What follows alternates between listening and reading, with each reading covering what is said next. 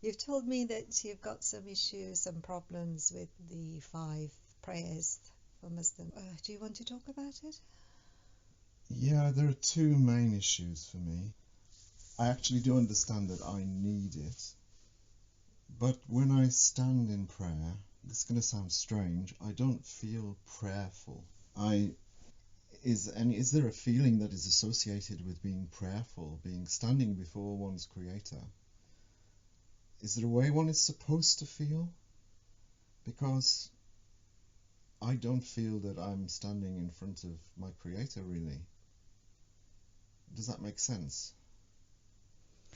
It does make sense, but can you explain to me what you expect to get? What do you mean that you don't feel prayerful? Do you expect something miraculous to happen while you're praying, or do you feel that you to get some kind of spiritual connection straight away and feel that feeling of brilliance straight away while you're praying? Is that what you're saying?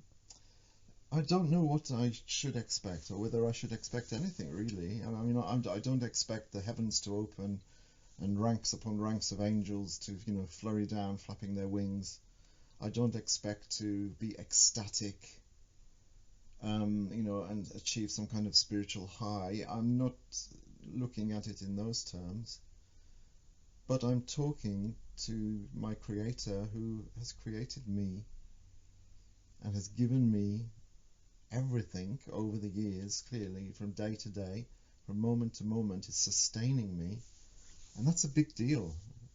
If you go in front of someone who's doing that, you know, I don't want to make this sound trivial, but meeting someone that we've always wanted to meet, some kind of, I don't know, sports idol or celebrity, or one feels, even if one doesn't really acknowledge their reputation or their fame or their celebrity, one feels something, a slight flutter of, I don't know, excitement, a kind of frisson of acknowledgement. Oh, this is that person that I've been reading about all these years.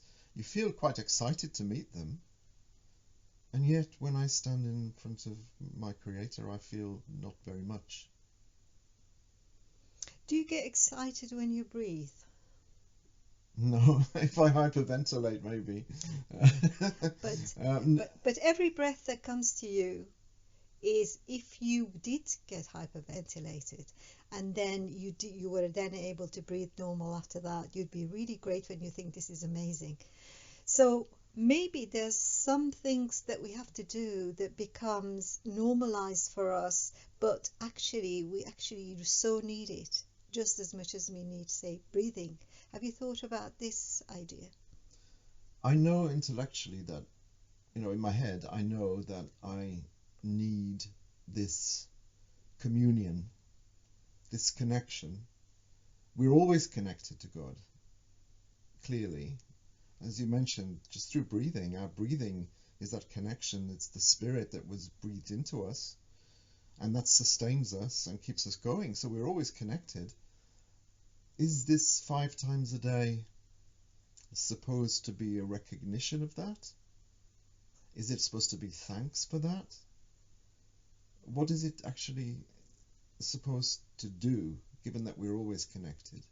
I sort of understand that we need to stand in front of him and connect in this way, but I'm not quite sure that I'm getting it. I think the difficulty lies is that if we stop breathing and hold our breath, we know that we'll be in trouble. But we don't immediately feel the immediate effect of not praying on ourselves, on our spiritual self. So this is why maybe it's difficult to appreciate the fact that ultimately, if our Creator has asked us to do this, then we must need it probably as much as we need to breathe. So the breath that we take in gives us life, gives us connection. So the God that created us, as you say, also asked us to pray 5 times a day. Now that in itself must be a reason. Must be a reason. All the bending down at a particular time, all that must be part of our makeup that we need spiritually. But because we have normalized ourselves to not doing it, not doing it has become, we don't feel as if we are losing out on anything. But actually, our Maker says we are. So do we believe our Maker, or do we believe our false consciousness that this is something that we don't need? That's a good question. I'm thinking of a tradition which I read somewhere where it says that originally when prayer was given to the prophet as a rite, as a daily ritual, the original idea was for it to be 50 times a day. And then it was lessened to 30, then 20, and then in the end it became 5. Now, I don't know whether this is just a teaching exercise, this tradition, whether it's literal or whether it's to show us the importance of it. But it seems to be saying that you can never connect enough. And maybe is the prayer about conscious connection? I mean, I don't know. If it is, then it's like saying you're always connected, but you're unaware of it. So at least 5 times a day, become aware of it. Is it not also about your relationship with you and the Creator? Is your obeying Him, even though you may not understand 100% why you should be doing this, an act of worship, an act of being a servant of God? And in that sense, then, even if you don't understand 100%, in those moments of obedience, are we not going back to what we are supposed to be, our innate being as servants of God?